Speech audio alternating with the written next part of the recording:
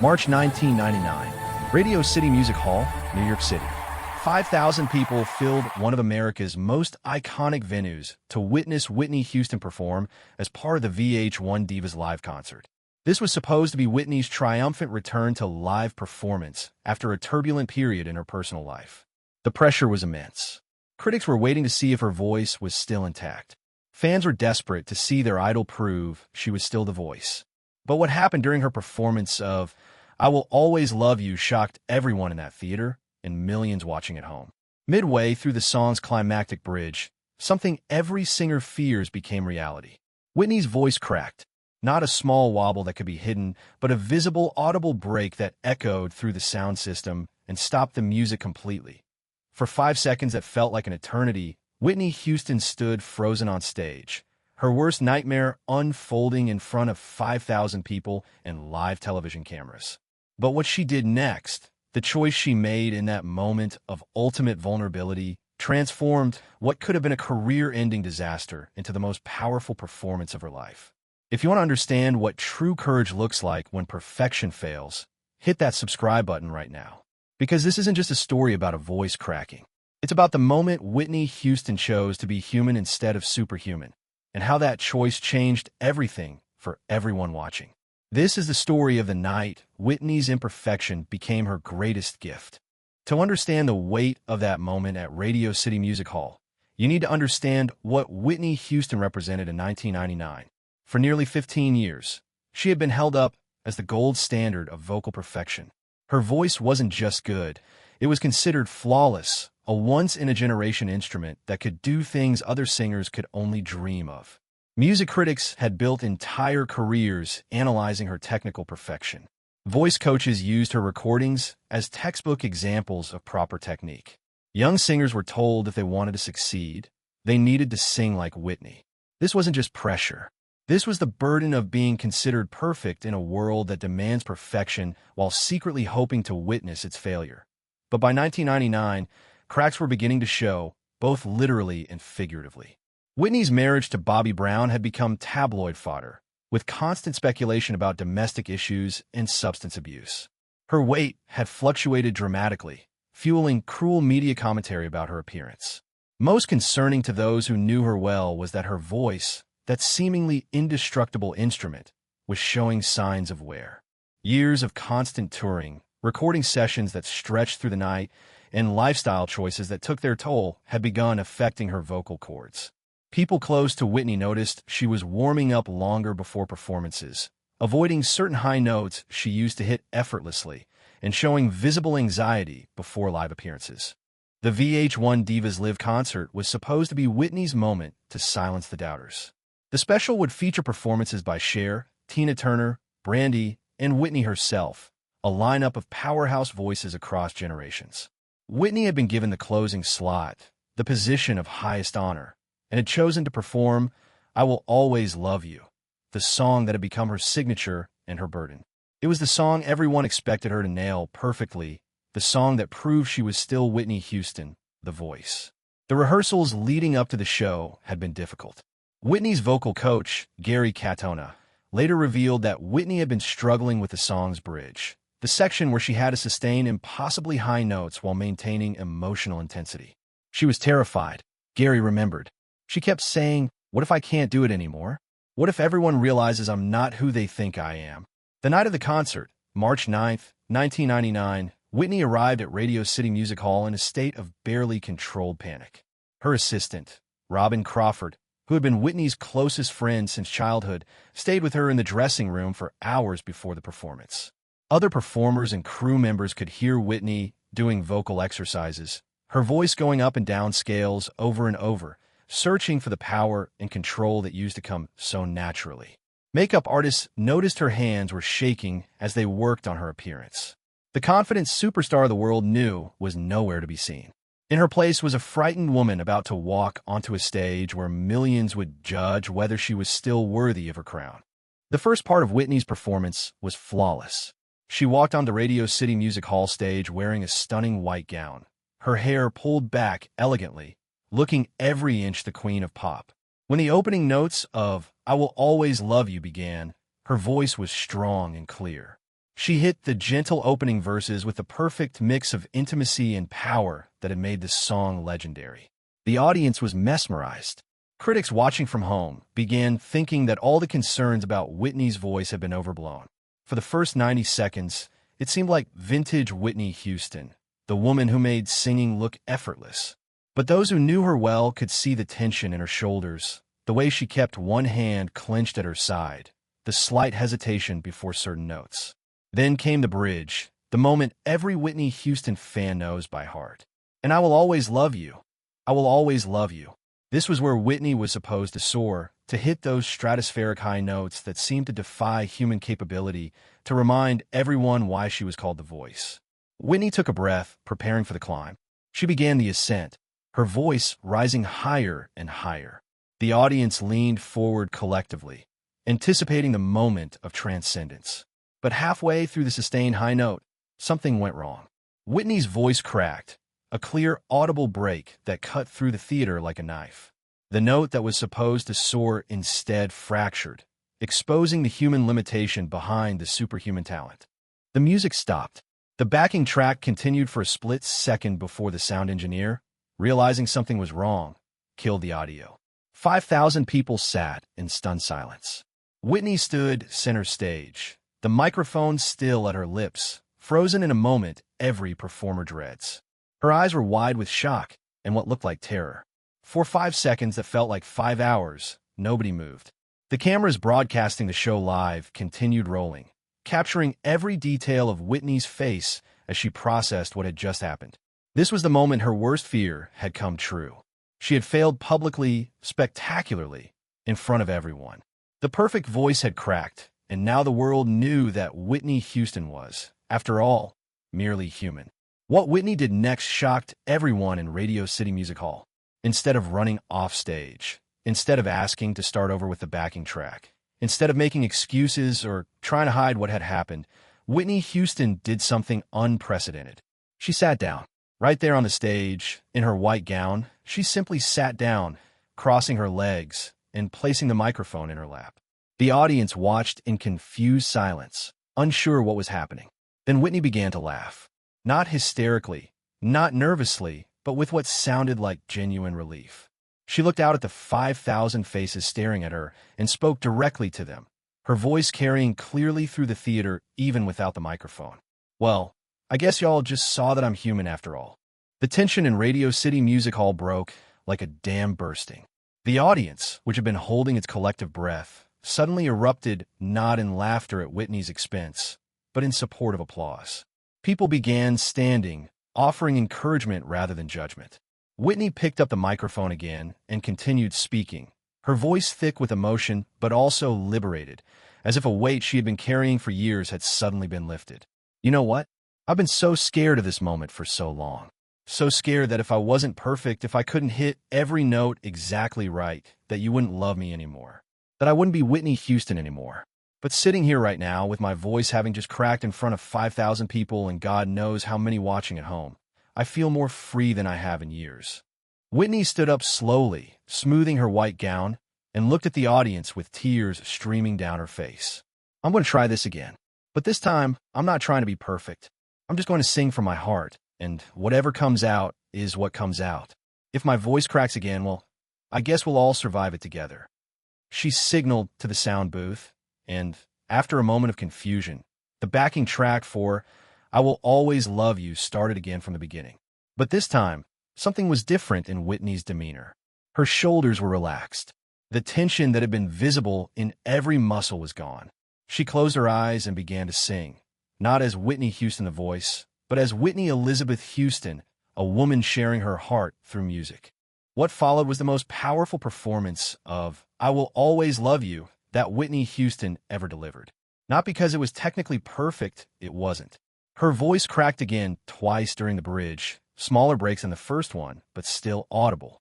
But those imperfections made the performance more powerful, not less. Every note carried genuine emotion rather than technical perfection. When Whitney sang, I Hope Life Treats You Kind, her voice broke slightly with real feeling. When she hit the song's climactic notes, she didn't try to hold them as long as she had in previous performances.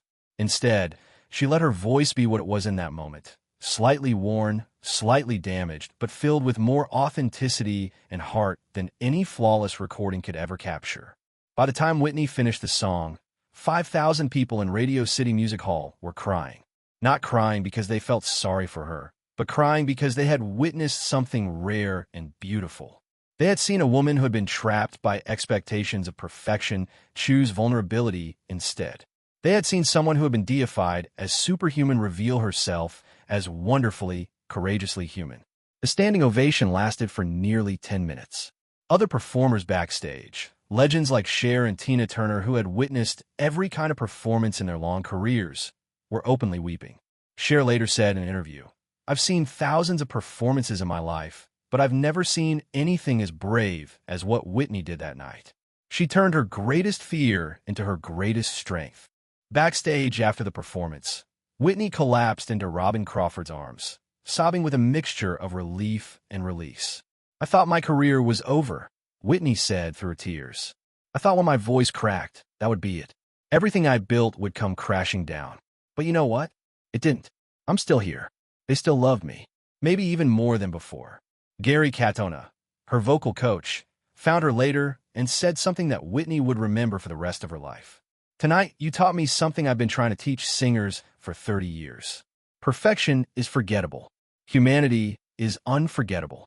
What you did tonight was more important than any perfect performance you've ever given."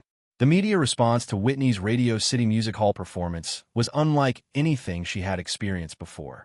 Instead of the criticism and mockery she had feared, newspapers and music magazines praised her vulnerability and courage. The New York Times ran an article titled, "When Perfection Cracks, Humanity Emerges, Whitney Houston's Lesson in Authenticity." Rolling Stone wrote, "Houston showed us that the most powerful performances come not from flawless technique, but from fearless honesty." Even critics who had been harsh about her recent work acknowledged that something special had happened that night. The performance clip became one of the most watched moments in VH1 history, not because people wanted to see her fail, but because they wanted to witness the moment she chose authenticity over image. But the most profound impact of that night wasn't on Whitney's public image. It was on Whitney herself. Friends and family who knew her well noticed a change in her demeanor after Radio City Music Hall. She seemed lighter somehow, as if she had been carrying a tremendous burden that had suddenly been lifted. Cissy Houston, Whitney's mother who had always pushed her daughter toward perfection, had a conversation with Whitney after the concert that shifted their relationship. "Mama came to my hotel room that night," Whitney later told a close friend. "And for the first time in my life, she didn't talk about technique or performance quality. She just hugged me and said, 'I'm proud of you for being brave.' That meant more to me than any compliment about my voice ever did."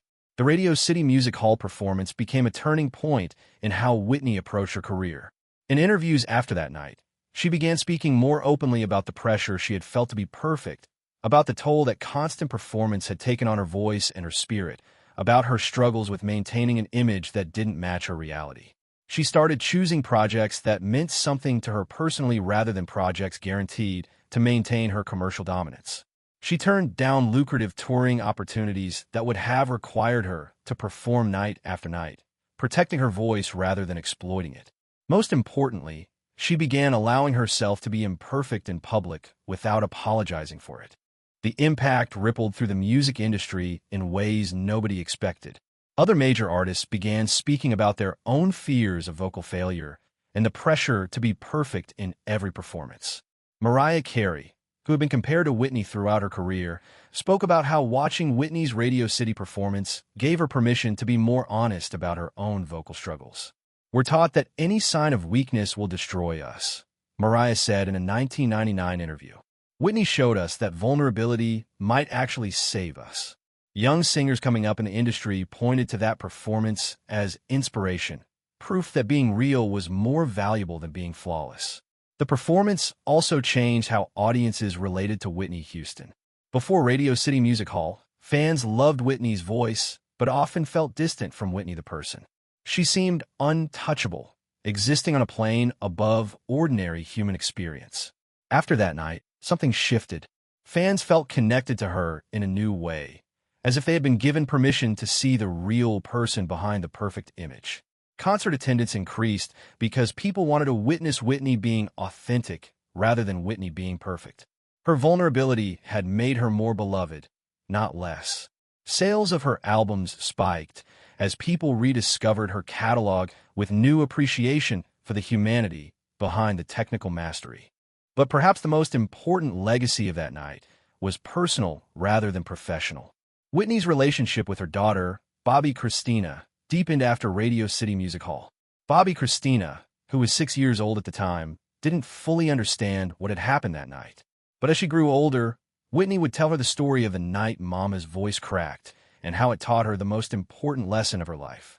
I used to think being strong meant never showing weakness, Whitney told her daughter.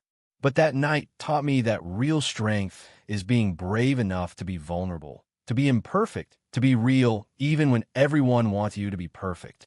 The footage of Whitney's Radio City Music Hall performance became a teaching tool in performing arts schools around the world. Teachers used it to illustrate the difference between technical perfection and emotional authenticity. Music therapy programs showed it to patients struggling with self-acceptance, using Whitney's choice to sit down on stage and acknowledge her humanity as an example of self-compassion in the face of perceived failure. The performance was analyzed in psychology courses as a case study in how vulnerability can transform a crisis into an opportunity for growth. What Whitney did that night transcended music and became a lesson in what it means to be human in a world that demands perfection. Years later, when Whitney's struggles with addiction became public knowledge, people would look back at the Radio City Music Hall performance with new understanding. The voice that cracked that night wasn't just experiencing a technical failure. It was a voice that had been pushed beyond its limits for too long, a body that had been asked to do the impossible repeatedly without rest or care. The crack in Whitney's voice was a warning sign, a message from her body that something was wrong and needed attention. But instead of seeing it as catastrophic failure, Whitney had transformed it into a moment of grace. She had shown everyone watching that cracks don't mean the end. Sometimes they mean the beginning of something more real and more beautiful. The performance also highlighted the particular pressure faced by Black women performers. Whitney existed in a music industry that demanded she be twice as good to be considered half as worthy. She carried not just her own expectations, but the weight of representation for an entire community. Being perfect wasn't just a personal goal. It felt like a responsibility to everyone who looked like her and saw themselves in her success. When she allowed herself to be imperfect that night at Radio City Music Hall, she wasn't just freeing herself. She was freeing everyone who had been taught that their humanity was a liability rather than an asset. Black women performers who came after Whitney spoke about how that moment gave them permission to be complicated, flawed, and real. The technical explanation for why Whitney's voice cracked that night is straightforward. Years of performances without adequate rest, combined with lifestyle factors that affected her vocal cords, had created conditions where vocal breaks were inevitable. But the spiritual explanation, the reason that moment became legendary, is more complex. Sometimes we need to fail publicly at the thing we do best to discover who we are beyond that thing. Whitney had built her entire identity around having the perfect voice. When that voice cracked, she had to confront the terrifying question of who Whitney Houston was if she wasn't the voice. The answer she discovered, sitting on that stage in front of 5,000 people, was that she was so much more. Radio City Music Hall became a sacred place in Whitney Houston's story.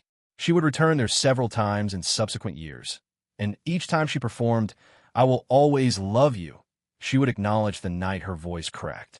Sometimes she would say, "This is where I learned to be human," before starting the song. Other times, she would simply smile at the audience as if sharing a secret with old friends.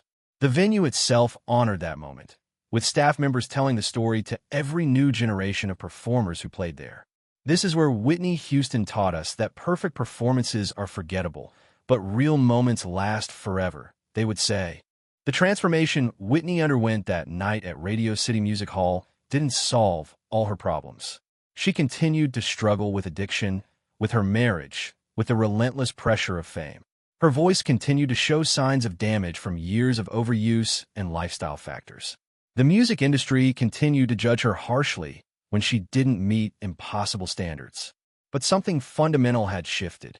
She had proven to herself and to the world that she could survive imperfection. That love didn't require flawlessness, that humanity was more valuable than perfection. That knowledge, that one moment of choosing vulnerability over image, gave her a reserve of strength she would draw on in the difficult years to come. When Whitney Houston died in 2012, the clips that news programs showed weren't just her perfect performances.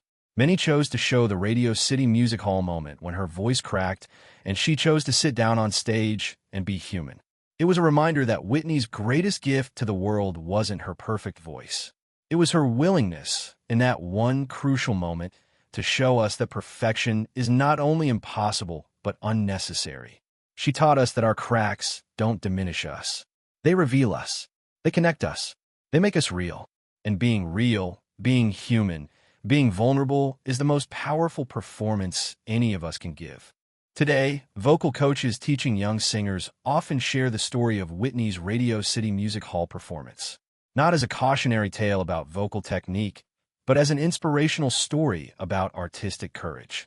Your voice will crack someday, they tell their students. Every voice does. The question is what you'll do in that moment. Will you run and hide? Or will you sit down on the stage like Whitney Houston and choose to be human? The answer to that question, the choice to embrace vulnerability rather than fleeing from it, separates performers who simply entertain from artists who transform lives. Whitney Houston, in a moment her voice cracked, became more than a great singer. She became a teacher of what it means to be courageously, beautifully, powerfully human. The 5,000 people who were in Radio City Music Hall that night, in March 1999, never forgot what they witnessed. They tell their children and grandchildren about being present for the moment Whitney Houston chose humanity over perfection. They described the feeling in that theater when she sat down on the stage and laughed at her own vulnerability, how it felt like watching someone break free from invisible chains.